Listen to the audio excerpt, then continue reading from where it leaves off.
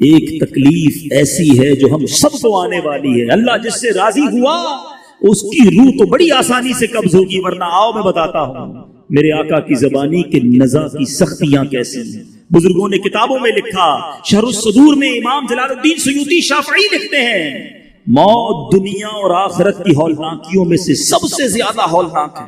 یہ آروں سے چیرے جانے سے زیادہ، کینچیوں سے کاٹے جانے سے زیادہ، اور ہانڈیوں میں ابالنے سے زیادہ سخت تر ہے. کوئی سوچ سکتا ہے اتنی تکلیف کے بارے میں؟ اگر مردہ زندہ ہو جائے اور اپنی موت کی نزا کی سختیاں دنیا والوں کو بتا دے تو ان کی نیند اڑ جائے، سارا عیش و آرام ان کا ختم ہو جائے. سنو موت کی تکلیف کیسی ہوگی. حضرت عمر رضی اللہ تعالیٰ عنہ نے حضرت کعب رضی اللہ تعالیٰ عنہ سے فرمایا، ذرا ہمیں موت کی شدت کے بارے میں بتاؤ.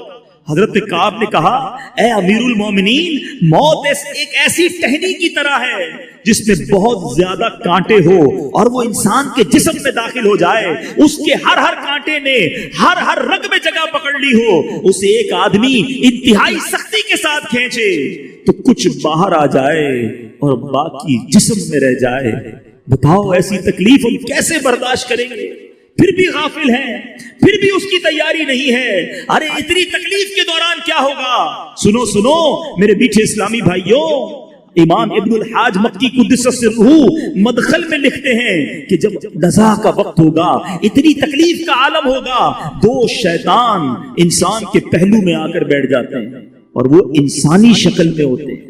تکلیف میں تو ویسے بھی بات سمجھ نہیں آتی نا، وہ انسانی شکل میں آئیں گے. آخری وقت بھی شیطان کوشش کرتا ہے کہ ایمان چھین لے اور بندہ بے ایمان ہو کر دنیا سے جائے. سوچو ہم میں سے کس کو ایمان کی فکر ہے؟ ہم میں سے کون اپنی موت کی تیاری کر رہا ہے؟ آج صبح و شام گناہ کر رہے ہیں. جگہ جی لگانے کی دنیا نہیں ہے، یہ عبرت کی جا ہے، تماشا. اے اپنی آنکھوں کو حرام سے پر کرنے والے، کیا مرنا نہیں؟ اے اپنے کانوں کو حرام میوزک اور بری باتوں کو سے بھرنے والے، تجھے مرنا نہیں؟ اے حرام کام کرنے والے، اے سود کا کاروبار کرنے والوں، اے جھوٹ بول کر اپنا مال بیچنے والوں، اے مسلمانوں کو دھوکہ دینے والوں، اے مسلمانوں پر ظلم کرنے والوں، مرنا نہیں؟ آج اکیلے میں بیٹھ کر ایسے گناہ کرتے جیسے کوئی دیکھ نہیں رہا، مگر یاد رکھو چھپ کے لوگوں سے کیے جس کے گناہ وہ خبردار ہے. کیا ہونا ہے؟ ہم سب کو مرنا ہے. خدا را اس کی موت کی تیاری کر لو. آج توبہ کرنی ہے، وہ بڑا قریب ہے. ہو سکتا ہے کسی کے ذہن میں خیال آ رہا ہو گناہ تو بہت ہو گئے، نمازیں تو بڑی قضا ہو گئی، حرام کام تو بہت سارے ہو گئے، اب ہوگا کیا؟ بچوں گا کیسے؟ ہمارا رب بہت قریب ہے، وہ بڑا رحیم ہے. 70 سال بندہ گناہ کرے، ایک بار سچی توبہ کر لے، وہ قریب سارے گناہ معاف کر دیتا ہے. اس کی رحمت چاہتی ہے میرا بندہ بخشا جائے. پکارو تو صحیح اسے، ایک بار سر تو جھکاؤ اس کی بارگاہ میں کہ مولا معاف کر دے، ہو گئی غلطی مالک معاف کر دے، میں بڑا گناہگار ہوں مالک معاف کر دے. اکیلے میں کیے گناہ یہ جانتے ہوئے کہ تو دیکھ رہا تھا، مالک معاف کر دے. کر لیے حرام کام، آ گیا شیطان کی باتوں میں ہوں تیرا بندہ، تیرے سوا کون ہے میرا مالک معاف کر دے. میری ماں سے میں نے کئی بار معافی مانگی، ماں نے معاف کیا. اے اللہ تو 70 ماؤں سے زیادہ چاہنے والا ہے، اپنے اس گناہگار بندے کو معاف کر دے. خدا کی قسم ایک بار اس قریب کو پکارو تو صحیح، ایک بار سر تو جھکا لو اس کے سامنے، وہ کیسے معاف کرتا ہے. بہت بڑا اہتمام نہیں کرنا پڑتا، ایک بار دیکھو میرا رب شرمندگی کو کیسے قبول کرتا ہے. حضرت عمر رضی اللہ تعالیٰ عنہ ایک بار کہیں جا رہے تھے، ایک شخص کے ہاتھ میں شراب کی بوتل تھی. حضرت عمر نے اس کو پکڑا، کہا بتاؤ کیا ہے. حضرت عمر کی عدالت، آپ کا جلال، آپ کے فیصلوں کی ہیبت تھی. وہ شخص کہا آج تو مارے گئے. ہاتھ میں شراب کی بوتل ہے، حضرت عمر سامنے کھڑے ہیں. اس شرابی نے کیا کیا سنو، کہ ہاتھ نہیں اٹھایا، سجدے میں نہیں گیا، کھڑے کھڑے اپنے قریب کو پکارا بھی نہیں، دل میں عرض کی मालिक आज बचा ले, अल्लाह आज उमर के सामने जलील होने से बचा ले। मालिक अब शराब नहीं पीऊंगा, बस आज मैं जलील ना हो जाऊं। सुनो कितनी देर लगी, सेकंड्स भी नहीं लगे होंगे। दिल ही दिल में सच्ची तौबा की। हजरत उमर ने कहा बताओ हाथ में क्या है? शराबी कहता है इसमें सिरका है। हजरत उमर कहते दिखाओ। शर्म लाया था ना, तौबा की थी ना, अल्लाह को पुकारा था ना। ये बोतल निकाल कर देता है अल्लाह करीम। वो ऐब छुपाने वाले मालिक ने उस शराब को सिरके में तब्दील कर दिया। दुनिया में किसी को मेरा ऐब पता चले ना, लोग इंतजार में बैठे होते हैं, पता चले इसका कोई ऐब, मैं दुनिया को बताऊं, मैसेज करूं। सोचो मेरे करीम को मेरे कितने ऐब पता है, मगर वो फिर भी पर्दे डाल रहा है, फिर भी लोगों में इज्जत है। अरे ऐसा ऐब छुपाने वाला मालिक मिला है, उसको नाराज करते हो, उससे दोस्ती नहीं करते, उसके आगे सर नहीं झुकाते, क्यों शैतान के कामों में और शैतान की बातों में लग जाते हो। पंजाबी शायर कहता है ना, हित गुनाह मेरे मां प्यू वेखे, मैनू उमरी मुंह न लावे, लख गुनाह मेरा मालिक वेखे, वो फिर भी पर्दे पावे। वो पर्दे डाली जा रहा है। खुदारा तौबा कर लीजिए, अपनी आखिरत की तैयारी कर लीजिए। ये मुश्किल नहीं है, इसको हैवी डोज ना समझो, सिर्फ गफलत है। तो छोड़ो इन गुनाहों भरी जिंदगी को, एक बार अल्लाह की बारगाह में सच्ची तौबा करके सर झुका लो, और आज पक्की सच्ची नियत करके जाओ। कुछ भी हो जाए, एट एनी कॉस्ट, कुछ भी हो जाए, आज के बाद मेरी कोई नमाज कज़ा नहीं होगी।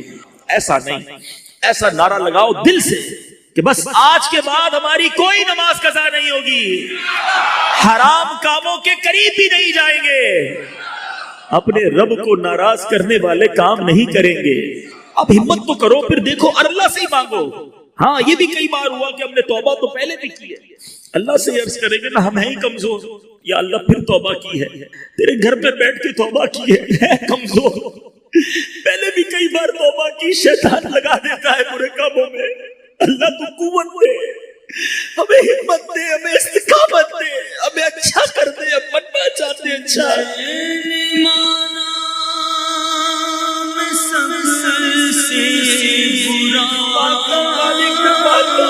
सबसे बुरा पर मैं सुधरना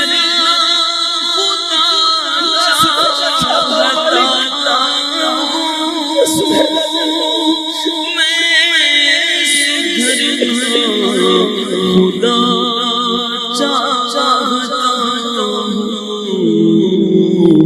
अफ़्वे जुर्म कुसूर खता की मेरे मौला तू खैरात दे।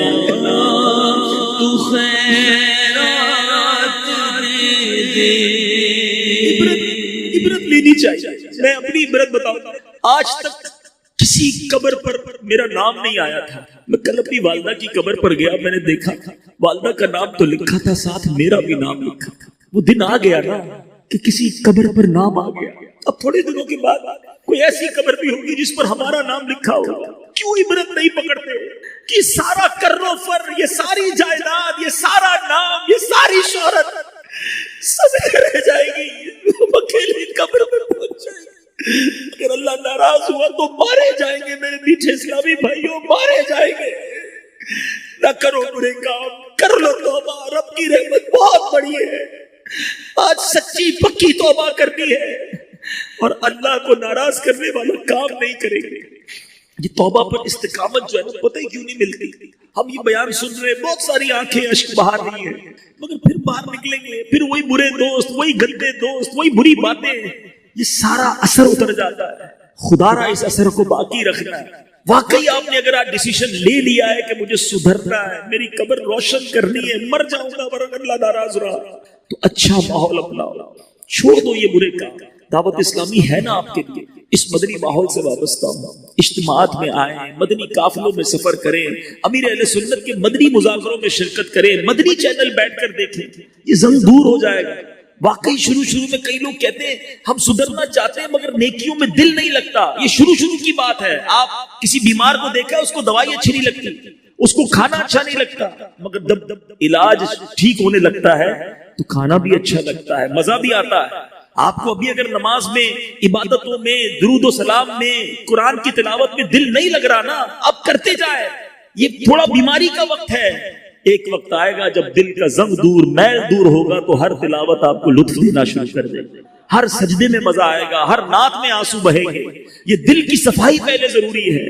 آؤ دعوت اسلامی کے مدنی ماحول سے وابستہ ہو جائیں۔ آخری بات، چونکہ ایصال ثواب کا اجتماع ہے تو یہاں میں ایک بات ضرور بچوں سے عرض کروں گا، ان تمام بھائیوں سے عرض کروں گا کہ جن کے ماں باپ دنیا میں نہیں ہیں ان کی قبر پر ضرور جانا۔ حضرت امام سفیان بن عیینہ بیان ہے کہ جب میرے والد کا انتقال ہو گیا تو میں نے بہت آہ و بکا کی، آنسو بہائے، روزانہ ان کی قبر پر جاتا، مگر کچھ دنوں کے بعد میں اپنے کاموں میں بیزی ہو گیا تو والد صاحب خواب میں آئے، کہا میرے بیٹا اب آنا کم کر دیا ہے، تو کہا کیا آپ کو پتہ چل جاتا ہے میں آپ کی قبر پر آتا ہوں؟ تو والد صاحب نے فرمایا مجھے تیری ہر حاضری کی خبر ہوتی ہے، میں تمہیں دیکھ کر خوش ہوتا ہوں، نیز میرے پڑوسی مردے بھی تمہاری دعا سے راضی ہو جاتے ہیں۔ چنانچہ اس خواب کے بعد میں والد صاحب کی قبر پر پابندی سے جانے لگا، بالخصوص جمعہ کے دن ضرور والدین کی قبر پر حاضری دیں۔ حدیث پاک میں آتا ہے، نبی پاک فرماتے ہیں کہ جو شخص جمعہ کے روز اپنے والدین یا ان میں سے کسی ایک کی قبر کی زیارت کرے، ان کے پاس سورہ یاسین پڑھے تو بخش دیا جائے گا۔ سبحان اللہ۔ اچھا، والدین کی ایک فضیلت تو سب کو یاد ہوگی، حیاتی میں محبت سے دیکھیں تو حج مقبول کا ثواب ہے نا۔ سنو میرے آقا فرماتے ہیں جو بنیت ثواب اپنے والدین دونوں یا ایک کی قبر کی زیارت کرے، حج مقبول کے برابر ثواب کمائے گا۔ زندہ میں بھی دیکھو تو حج ہے، جا کر قبر کی زیارت کرو تو بھی حج ہے۔ تو اے میرے میٹھے اسلامی بھائیوں، خوب ان کو ایصال ثواب کریں۔ آپ میں سے جب کوئی حج کو جائے، نفلی حج ہو تو والدین کے نام کا حج کرے، حدیث پاک کے مضمون کے مطابق اس کو اپنے حج کا ثواب تو ملے گا، 10 مزید حج کا ثواب عطا فرما دیا جائے گا۔ تو خوب ایصال ثواب اپنے مرحومین کو کریں، اور ایک بہترین طریقہ اپنے مرحومین کو ایصال ثواب کرنے کا، ہم نکمے لوگ ہیں، 1 دن 2 دن 40ویں تک، برسی تک یاد رکھیں گے، پھر اپنے کاموں میں مصروف ہو جاتے ہیں۔ اگر ان مرحومین کا کوئی بندوبست اچھا والا کرنا ہے نا تو میں مشورہ دوں گا کہ ان کے نام کی کوئی مسجد بنا دیں، کوئی مدرسہ بنا دیں، کوئی ایسی چیز بنا دیں جو چلنے والی ہو، قیامت تک چلتی رہے۔ اچھا، اللہ بڑا کریم ہے، کوئی بچہ اپنے والدین کے نام کی مسجد بنائے تو ایسا نہیں کہ والدین کو ثواب ملے گا، اس کو نہیں، بنانے والے کو بھی قیامت تک ثواب ملے گا، جن کے لیے بنائی ان کے لیے بھی ثواب جاریہ ہو جائے گا۔ ہم میں سے بہت سے وہ ہیں جن کے والدین نہیں ہیں آج دنیا میں، ہم میں سے بہت سے وہ ہیں جن کے اساتذہ نہیں ہیں، ہم میں سے بہت سے وہ ہوں گے جن کے دوست نہیں ہیں، آج بھائی نہیں ہیں، بہنیں نہیں ہیں، چچا نہیں ہیں، ماموں نہیں ہیں، انہوں نے ہمارے ساتھ زندگی گزاری ہے، ہمارا کچھ تعلق رہا ہے۔ اگر وہ آج زندہ ہوتے تو کوئی تحفہ نہ دیتے انہیں، اگر آج وہ زندہ ہوتے تو انہیں کوئی آپ جناب کوئی تحفہ، کوئی دعوت، کچھ خدمت نہ کرتے ان کی، تو آج ان کی خدمت، ان کی دعوت، ان کا تحفہ یہ ہے کہ انہیں اپنی دعاؤں میں یاد رکھیں، انہیں ایصال ثواب کرتے رہیں۔ قبر میں جانے کے بعد اب مردے کو یہی انتظار ہوتا ہے کہ میرے چاہنے والے، میرے رشتہ دار، میرے دوست، میرے شاگرد، ہم ذرا سوچیں نا، جس استاد سے پڑھا ہم نے کب اس استاد کو دعاؤں میں یاد رکھا، جس ماں کا دودھ پیا، جس والد نے انگلی پکڑ کر ہمیں چلایا۔ ہمارے بہت سارے دوستوں نے بڑے اچھے دن ہمارے ساتھ گزارے، اگر آج وہ دنیا میں نہیں تو ہم نے انہیں کتنا یاد رکھا۔ یہ ایصال ثواب کا واقعہ مجھے اور آپ کو درس دے رہا کہ دنیا سے جانے والوں کو یاد رکھنا، تم دنیا سے جانے والوں کو یاد رکھو گے، بعد والے تمہیں بھی یاد رکھیں گے۔ یہ ریت، یہ رواج، یہ انداز کہیں بدل نہ جائے کہ اگر آج ہی یہ رواج بنتا گیا کہ لوگ مرحومین کو بھولنے لگے تو کل ایسا نہ ہو مجھے بھی لوگ بھول نہ جائیں۔ میں ایک مشورہ بھی دوں گا، اپنے بچوں کے سامنے، اپنی فیملی کے سامنے اپنے مرحومین کو ایصال کیا کرو، اپنے والدین جن کے والدین نہیں ان کی قبر پر جایا کرو۔ بہرحال درود پاک کی فضیلت ہم نے سنی ہے، محبت کے ساتھ بآواز بلند درود پاک پڑھ لیجئے، صلو علی الحبیب صلی اللہ تعالی علی محمد صلی اللہ علیہ وسلم۔ موت ایک ایسی حقیقت ہے، ایک ایسی ریئلٹی ہے کہ جس سے کسی کو انکار نہیں ہے۔ کمال یہ ہے بہت ساری ایسی ہمارے بلیفز ہیں جس میں دوسرے مذہب والے نہیں مانتے، کئی قومیں کچھ اور مانتی ہیں، کئی مذہب والے کچھ اور کسی بات کو سمجھتے ہیں، ہم کچھ اور سمجھتے ہیں، مگر موت ایک ایسی حقیقت ہے کہ دنیا کے تمام مذہب والے، دنیا کے تمام ملکوں میں رہنے والے، انٹلیکچوئلز ہوں، پڑھے لکھے ہوں یا جاہل ہوں، ہر کوئی مانتا ہے کہ موت آنی ہے، اس سے فرار نہیں ہے۔ اور میرے میٹھے اسلامی بھائیوں، آج ایک قرآنی واقعے کے ذریعے سمجھیں گے کہ سب سے پہلے دنیا میں موت کس کو آئی، سب سے پہلے دنیا سے انتقال کس نے کیا، اور سب سے پہلے تدفین کس کی ہوئی اور کیسے ہوئی۔ یہ قرآنی واقعہ آپ کی اور میری معلومات میں اضافے کا باعث بھی بنے گا۔ عجائب القرآن میں حضرت علامہ عبد المصطفیٰ اعظمی علیہ رحمۃ اللہ کبھی تحریر فرماتے ہیں، روئے زمین پر سب سے پہلا قاتل قابیل تھا، جس نے اپنے ہی بھائی حابیل کو قتل کیا۔ یہ دونوں حضرت آدم علیہ السلام کے فرزند ہیں، اور دونوں کا واقعہ کیا تھا کہ حضرت حوا کی ہر حمل میں ایک لڑکا پیدا ہوتا اور ایک لڑکی پیدا ہوتی۔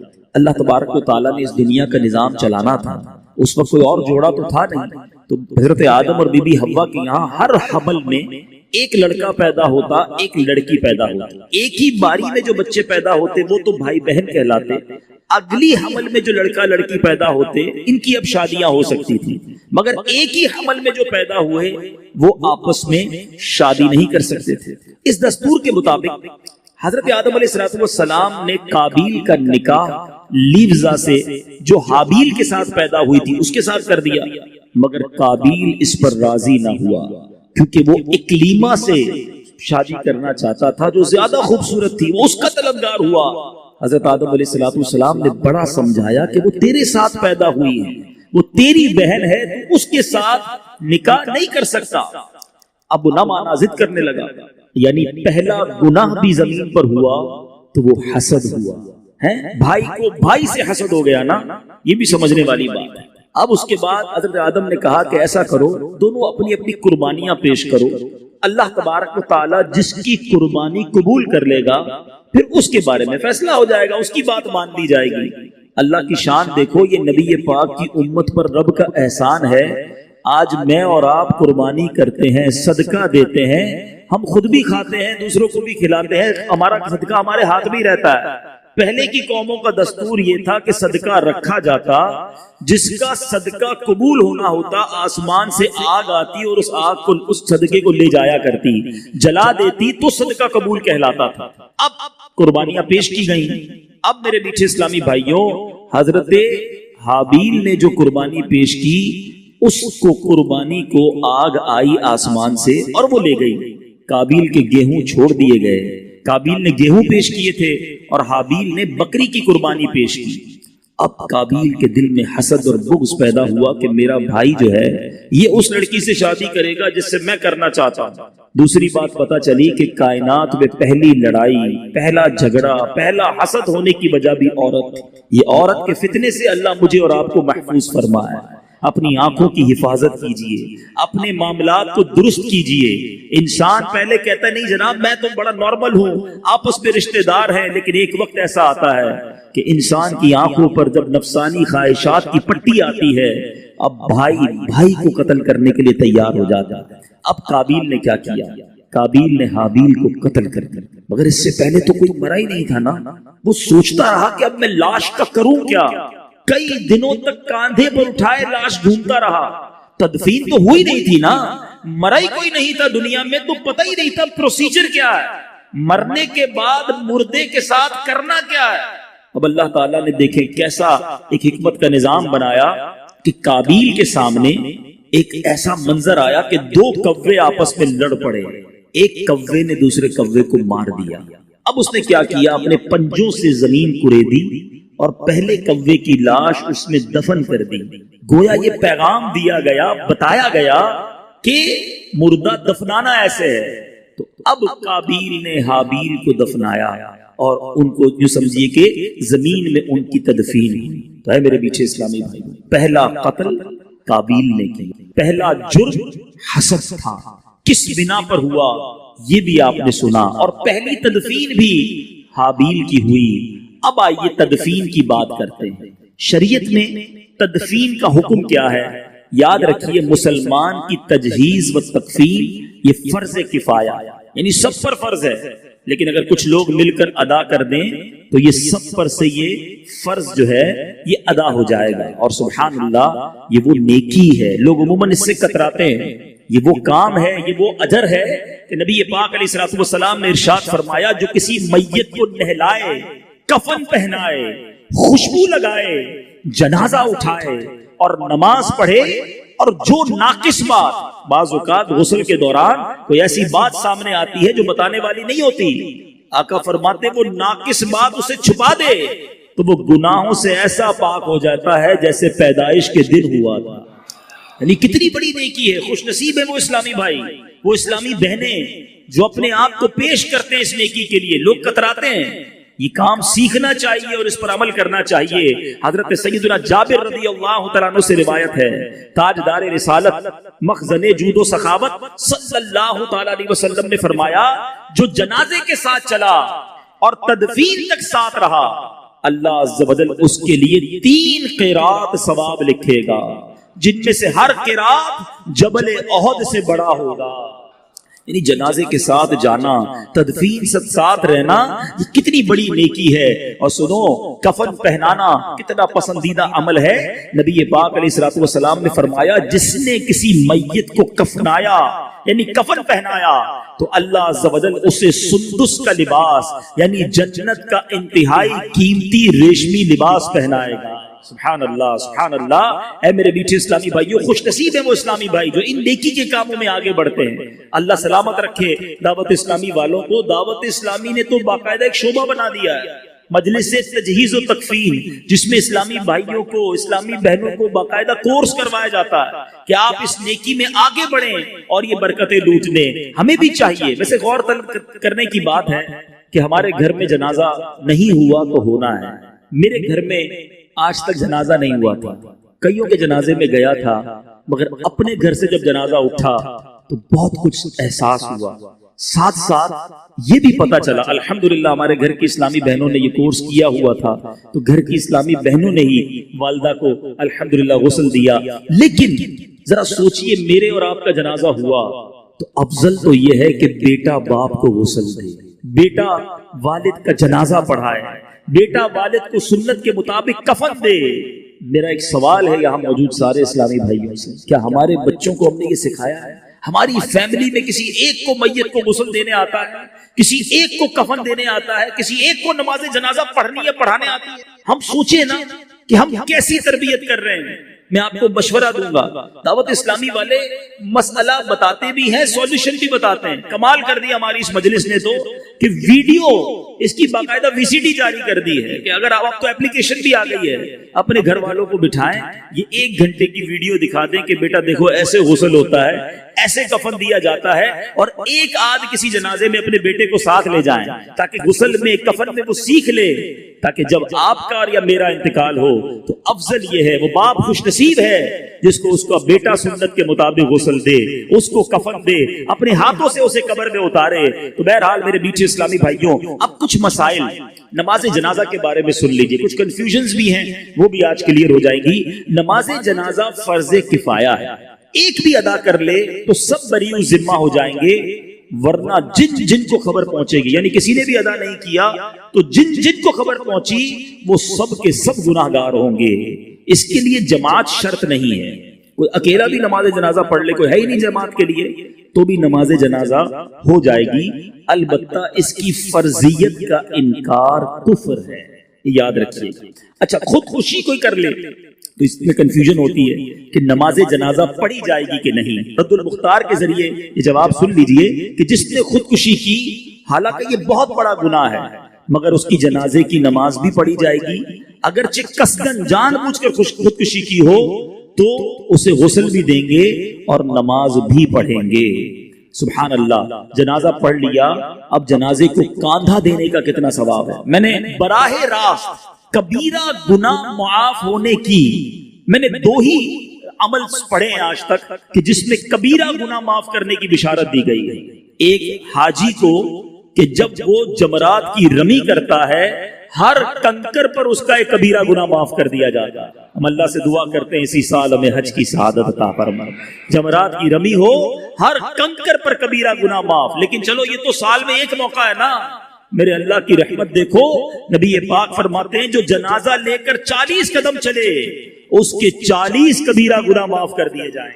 اور ہمارے ایک بڑا عجیب رواج ہو گیا ہے، 2 قدم چلیے آواز لگاتے ہیں۔ امیر اہل سنت بڑی پیاری تربیت فرماتے ہیں کہ آواز بھی لگانی ہے تو لگاؤ کہ 10 قدم لے کر چلیں، چاروں پائے پر 10 قدم لے کر چلنا یہ سنت ہے۔ بدر الشریعہ بدر الطریقہ تحریر فرماتے ہیں شوہر اپنی بیوی کے جنازے کو کاندھا بھی دے سکتا ہے، قبر میں بھی اتار سکتا ہے، اور منہ بھی دیکھ سکتا ہے۔ لوگ کہتے ہیں چہرہ نہیں دیکھ سکتا، چہرہ بھی دیکھ سکتا ہے، صرف غسل دیتے وقت بلا حائل اس کے بدن کو نہیں چھو سکتا۔ اب چند احکام سن لیے، چند فضائل سن لیے، اب آتے ہیں آج کے بیان میں میسج کی طرف۔ آج ہم کیوں آئے ہیں، ہم نے اس سے کیا عبرت لی؟ ہم ایک میت کو ایصال کرنے آئے، ایک مرحومہ کی یوں سمجھیے کہ یاد میں یہ اجتماع ہوا ہے۔ کبھی جنازے میں جاتے ہیں، کبھی سویم میں جاتے ہیں، کبھی 40ویں میں جاتے ہیں، کوئی عبرت کوئی میسج اپنے لیے لیتے ہیں کہ نہیں؟ جنازہ آگے آگے کہہ رہا ہے اے جہاں والو، جنازہ آگے آگے کہہ رہا ہے اے جہاں والو، میرے پیچھے چلے آؤ تمہارا رہنما میں۔ قبرستان کی دعا ہم میں سے کئیوں کو یاد ہوگی، اس میں بھی پیغام یہی ہے، السلام علیکم یا اہل القبور یغفر اللہ لنا ولکم وانتم سلفنا ونحن بالاثر۔ اس رات یہ لکھا جاتا ہے کہ آئندہ سال کس کو موت آنی ہے، آئندہ سال میں کون پیدا ہوگا، کس کو کتنا رزق دیا جائے گا، کون اس سال حج کو جائے گا۔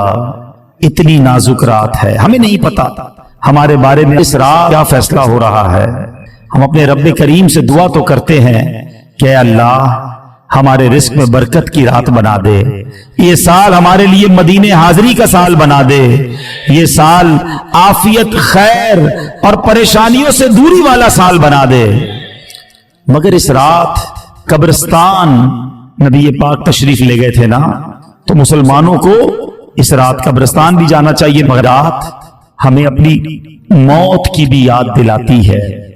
غنیت الطالبین شیخ عبد القادر جیلانی غوث اعظم کی کتاب، اس میں کچھ اس طرح کے جملے ہیں کہ کچھ لوگ وہ ہوتے ہیں کہ جن کے کفن دھل کر تیار ہوتے ہیں مگر وہ بازاروں میں گھوم رہے ہوتے ہیں، کچھ لوگ اپنا گھر بنا رہے ہوتے ہیں مگر ان کی قبریں خود کر تیار ہو گئی ہوتی ہیں، کسی کی موت کا وقت قریب آ چکا ہوتا ہے اور وہ ہنسی مذاق میں مصروف ہوتا ہے۔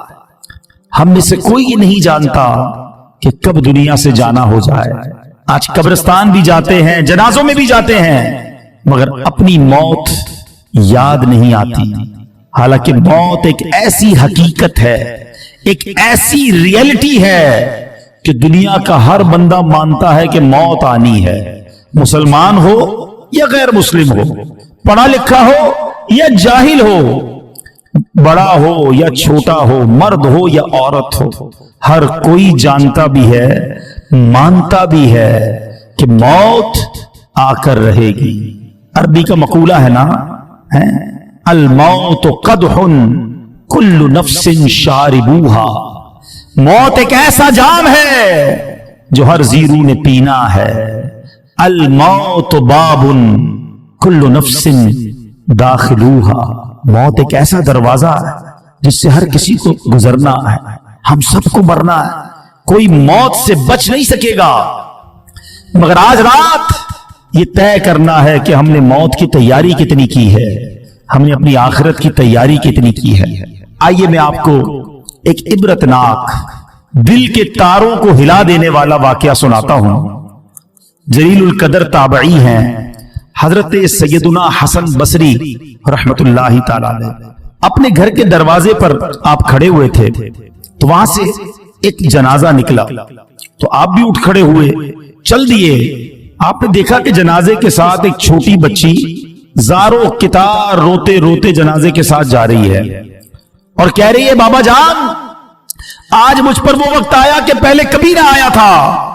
حضرت سیدنا حسن بصری رحمت اللہ تعالی علیہ نے جب یہ درد بھری آواز سنی تو بے قرار ہو گئے، اشکبار ہو گئے، اور یتیم بچی کے سر پر ہاتھ پھیرتے ہوئے فرمایا بیٹی تم پر نہیں بلکہ تمہارے مرحوم بابا جان پر وہ وقت آیا ہے کہ آج سے پہلے کبھی نہیں آیا تھا۔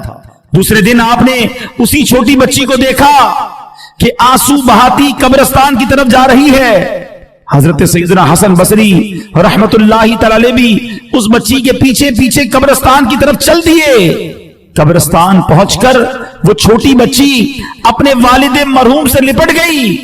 حضرت سیدنا حسن بصری رحمت اللہ تعالی ایک جھاڑی کے پیچھے چھپ گئے کہ دیکھو وہ بچی والد کی قبر کے ساتھ کیا کرتی ہے۔ اب اس بچی نے اپنا رخسار، اپنا منہ جو ہے اپنے والد کی قبر پر رکھا، اور وہ بچی کیا کہنے لگی ذرا غور سے سنیے گا۔ وہ بچی کہتی ہے، کیا کہتی ہے؟ بابا جان آپ نے اندھیرے میں چراغ اور غم خوار کے بغیر قبر کی پہلی رات کیسے گزاری؟ اے بابا جان کل تو گھر میں نے چراغ جلایا تھا، آج رات آپ کی قبر میں کس نے چراغ روشن کیا؟ اے بابا جان کل رات اندھیرے میں گھر کے اندر میں نے آپ کے لیے بچھونا بچھایا تھا، بستر بچھایا تھا، آج رات آپ کا بچھونا کس نے بچھایا ہوگا؟ اے بابا جان کل رات گھر کے اندر میں نے آپ کے ہاتھ پیر دبائے تھے، آج قبر میں ہاتھ پاؤں کس نے دبائے ہوں گے؟ اے بابا جان کل میں نے آپ کو پانی پیش کیا تھا، آج قبر میں آپ کو پیاس لگی ہوگی تو کس نے پانی دیا؟ اے بابا جان کل رات آپ سو رہے تھے تو میں نے آپ کے جسم پر چادر اڑائی تھی، آج قبر میں آپ کے جسم پر کس نے چادر اڑائی ہوگی؟ آپ کے چہرے پر پسینہ آتا تھا تو بابا جان میں اپنے رومال سے آپ کا پسینہ صاف کرتی تھی، اے بابا جان آج کس نے قبر میں پسینہ صاف کیا ہوگا؟ اے بابا جان کل رات تک آپ جب مجھے پکارتے تھے میں لبیک کہہ کے آپ کے پاس آ جاتی تھی، اب اگر آپ نے مجھے یاد کیا ہوگا تو کس نے، کیا میں آپ کے پاس تو نہیں آ سکی؟ بہرحال یہ باتیں کرتی رہی، آنسو بہاتی رہی۔ حضرت سیدنا حسن بصری رحمت اللہ تعالی قریب ہی تھے، آپ کے بھی آنسو نکل آئے۔ آپ بچی کے پاس آئے اور آ کر بچی سے کہا کہ بیٹا یوں نہ کہو بلکہ بابا جان سے یوں پوچھو کہ اے بابا جان دفن کرتے وقت تو ہم نے آپ کا چہرہ قبلے کی طرف کیا تھا، بابا جان کیا اب بھی آپ کا چہرہ قبلے کی طرف ہے یا بدل دیا گیا؟ اے بابا جان آپ کو قبر میں صحیح سلامت رکھا گیا تھا، کیا اب بھی آپ کا جسم سلامت ہے یا کیڑوں نے کھا لیا ہے؟ اے بابا جان قبر کی پہلی رات بندے سے اس کے ایمان کے بارے میں سوال کیا جائے گا تو کوئی جواب دے گا، کوئی مایوس رہے گا۔ کیا آپ نے قبر میں جا کر فرشتوں کے درست جواب دیے کہ نہیں، یا ناکام رہے؟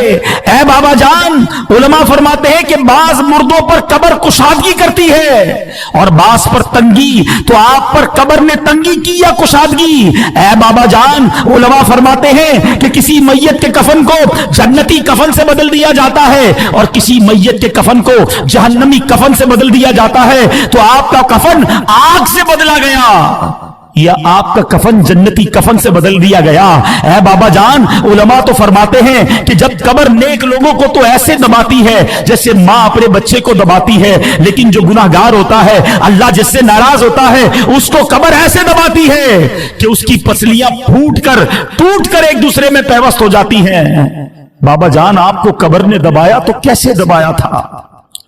بابا جان علماء فرماتے ہیں کہ مردے کو جب قبر میں اتارا جاتا ہے تو وہ دونوں صورتوں میں پچھتاتا ہے۔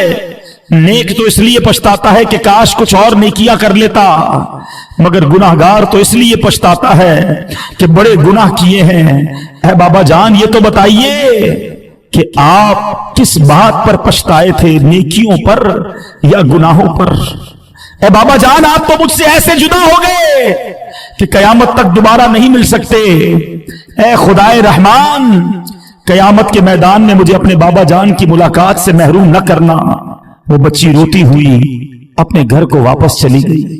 اے میرے پیارے اسلامی بھائیوں، مدنی چینل کے ناظرین، ہم سب نے جانا ہے آنکھیں رو رو کے سو جانے والے، جانے والے نہیں آنے والے، کوئی دل میں یہ سرا اوجڑ ہے अरे ओ छावनी छाने वाले। ऐ मेरे प्यारे इस्लामी भाइयों, याद रखिए, कब्रिस्तान में तो हम जाते हैं, हमें कब्रें एक जैसी नजर आती हैं। बांग्लादेश में हो, पाकिस्तान में हो, यूरोप में हो, कहीं भी जाए, अमीरों की सोसाइटी अलग होती है, गरीबों के इलाके अलग होते हैं। घर देखकर पता चल जाता है कि घर वाले का अंदर हाल क्या होगा। ये अमीर का घर है, ये गरीब की झोपड़ी है। मगर कब्रिस्तान की दास्तान ही निराली है, क्योंकि वहां सारी कब्रें एक जैसी हैं। अमीर की कब्र भी है, गरीब की कब्र भी है, नेक की कब्र भी है, गुनाहगार की कब्र भी है। ऊपर से सारी कब्रें एक जैसी हैं, मगर हर कब्र का हाल जुदा है। कोई कब्र जन्नत का बाग है, कोई कब्र दोज़ख का घड़ा है। क्या हम ऐसी जिंदगी गुजार रहे हैं कि हमारी कब्र जन्नत का बाग बन जाएगी?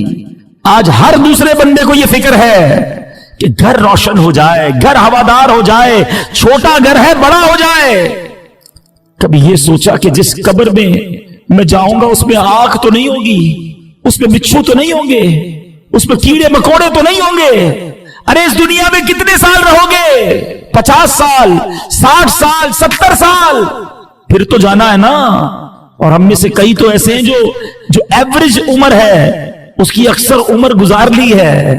अब तो कभी भी दुनिया से जाना हो सकता है। और याद रखिएगा, दुनिया में मैं और आप एक तरतीब से आए हैं। पहले हमारे दादा आए, फिर हमारे वालिद आए, फिर हम आए, फिर हमारे बच्चे आए, और फिर बच्चों के बच्चे आए। ऐसा ही है ना, एक तरतीब है, एक सीक्वेंस है। लेकिन जाने की ये तरतीब हो ये जरूरी नहीं है। दादा दुनिया में होता है और पोता दुनिया से चला जाता है। बूढ़ा बाप मौजूद होता है, जवान बेटा कब्र में चला जाता है। कब्रिस्तान गए ना, अब अगली बार जाना तो एक और चीज नोट करना। आपको कब्रिस्तान में तख्ती लगी होती है कब्र के ऊपर, उम्र बताती है कि ये 25 साल के नौजवान की कब्र है, ये 70 साल के बूढ़े की कब्र है, ये 30 साल के मर्द की कब्र है, ये 35 साल की औरत की कब्र है। सोचो, जब ये सब चले गए ना तो मेरी बारी भी आने वाली है। जिंदगी ऐसे गुजारो कि अगर आज भी मौत आ जाए तो कब्र में जाऊं तो कब्र में अजाब ना हो, मार ना पड़े, कब्र जन्नत का बाग बन जाए। सैयदी आला हजरत इमाम अहले सुन्नत हमें झंझोड़ते हुए क्या खूब फरमाते हैं, न चौका दिन है ढलने पर तेरी मंजिल हुई खोटी। अरे ओ जाने वाले, नींद ये कब की निकाली है। अंधेरा घर, अकेली जान, दम घुटता दिल उकताता। खुदा को याद कर प्यारे, वो साथ आने वाली। खुदा को याद कर प्यारे, वो साथ आने वाली है। अंधेरा घर होगा, हम तन्हा होंगे। वफा दुनिया पे मत कर एतबार। हाय, तू अचानक मौत का हो, सारी प्लानिंग इधर ही रह जाएगी। हाय, मौत आकर ही रहेगी, याद रख, जान जाकर ही रहेगी, जान जाकर ही रहेगी, याद रख। कर ले तौबा रब की रहमत है बड़ी। अल्लाह माफ कर दे मौला, अल्लाह माफ कर दे। ना सजा होगी कड़ी।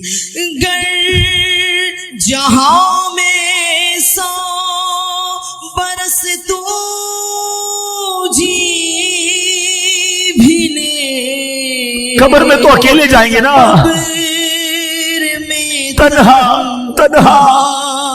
क़यामत तक रहे। हाय, सोचो मेरे प्यारे इस्लामी भाई, इधर तो दोस्त भी चाहिए, रिश्तेदार भी चाहिए, जानने वाला भी चाहिए। अकेले कहीं सफर नहीं करते। मगर ये कब्र का सफर अकेला होगा, कोई साथी नहीं होगा। है शौक सबको है कि कब्र जन्नत का बाग बने, मगर काम ऐसे किए नहीं। आज हम चिटागोंग के करीब एक इलाके में मौजूद हैं, लेकिन अगर किसी को यहां से ढाका जाना है तो ढाका वाला रोड अपनाना होगा ना। है अगर कोई सिलहट वाले रोड पे चला जाए और कहे दुआ करो ढाका पहुंच जाऊं, तो लोग क्या कहेंगे, भाई पहले ढाका का रोड तो पकड़ो, फिर ढाका पहुंचने की दुआ करो। जाना सबको जन्नत में है, चाहते सब हैं कि कब्र जन्नत का बाग बने, मगर काम कौन से हैं? काम सारे जहन्नम में जाने वाले हैं, काम सारे अल्लाह को नाराज करने वाले। सुनो, मेरे रजा कहते हैं काम ज़िंदा के किए और हमें शौके गुलजार है क्या होना है। शौक सबको जन्नत में जाने का है, मगर काम तो जहन्नम में जाने वाले किए हैं। आला हजरत झंझोड़ते हैं कि घर भी जाना है मुसाफिर के नहीं, मत पे क्या मार है, क्या होना है। हमारा घर तो कब्र है। अरे ये दुनिया तो चंद दिनों के लिए हम आए थे। सोचो ना, आखिरत की जिंदगी मिसाल दे रहा हूं, वरना उसकी कोई एंड नहीं है। करोड़ों साल की जिंदगी हो और एक 60-70 साल की जिंदगी हो, तो किसको अहमियत देनी चाहिए? कौन सी जिंदगी बड़ी है, किधर तवज्जो होनी चाहिए? आज इसी दुनिया की प्लानिंग, इसी दुनिया के जनाब हमारे मंसूबे ही खत्म नहीं हो रहे, और अचानक ऐलान होगा कि फलां का इंतकाल हो गया है? आज लोग अपना नाम बनाने की कोशिश करते हैं कि मेरा नाम बन जाए, मेरे नाम के साथ कोई टाइटल लग जाए, मैं चेयरमैन बन जाऊं, मैं चौधरी बन जाऊं, मैं जनाब मिनिस्टर बन जाऊं, मैं इलाके का कोई बड़ा बन जाऊं, किसी ऑर्गेनाइजेशन का बड़ा हो जाऊं। नहीं जनाब, कोई अपनी फैक्ट्री होनी चाहिए, मेरा नाम होना चाहिए, मेरे लोग लाइक करने वाले होने चाहिए। जिस नाम के पीछे तुम भागे जा रहे हो और रब को नाराज कर रहे हो, तुम्हें पता है जब आंखें बंद होगी उस नाम का क्या होगा? मैं किसी की मिसाल नहीं देता, मैं अपनी मिसाल देता हूं। मेरा नाम अब्दुल हबीब अत्तारी है, ठीक है? कुछ लोग मुझे भी जानते हैं, कुछ नाम पहचानते हैं, लेकिन जिस दिन मेरी आंखें बंद होंगी ना, मेरा इंतकाल होगा, कोई ये नहीं कहेगा अब्दुल हबीब कहां है। लोग कहेंगे मैयत किधर है, जनाजा किधर है, मैयत को गुस्ल कब दिया जाएगा? अरे मेरा नाम अब्दुल हबीब था, मेरा नाम तो लो। सारी जिंदगी ये नाम बनाता रहा, मगर ये नाम मेरे और आपके दुनिया से जाते ही खत्म हो जाएगा।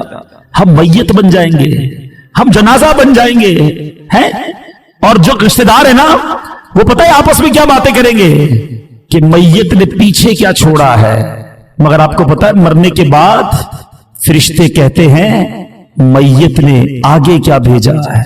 तो है मेरे प्यारे इस्लामी भाई, खुदारा आगे भेजने वाले काम करो, नमाजों को कज़ा करना छोड़ दो, हराम कमाना छोड़ दो, हराम देखना छोड़ दो, वरना कहीं ऐसा ना हो कि कब्र में जाकर पछताना पड़े। उधर मार पड़ी ना, उधर रब नाराज हुआ तो कोई बचाने वाला नहीं होगा। उस वक्त की शर्मिंदगी भी काम नहीं आएगी, उस वक्त तौबा भी नहीं कर सकेंगे। जिंदा है तो तौबा भी कर सकते हैं। और सुनो, मेरे रब की रहमत बहुत बड़ी है, मेरे रब की रहमत बहुत बड़ी है। एक बार सच्चे दिल से तौबा कर लो तो वो मालिक मुआफ फरमा देता है। वो बड़ा करीम है, वो बड़ा रहीम है। बस दिल से माफी मांगनी है। माफी मांगने के लिए कोई बड़ा एहतमाम करना जरूरी नहीं, बस वो दिल का एक कनेक्शन चाहिए। कैसा कनेक्शन? एक बार हजरत उमर फारूक रज़ियल्लाहु ताला अन्हु के सामने एक शराबी आ गया, हाथ में शराब की बोतल थी।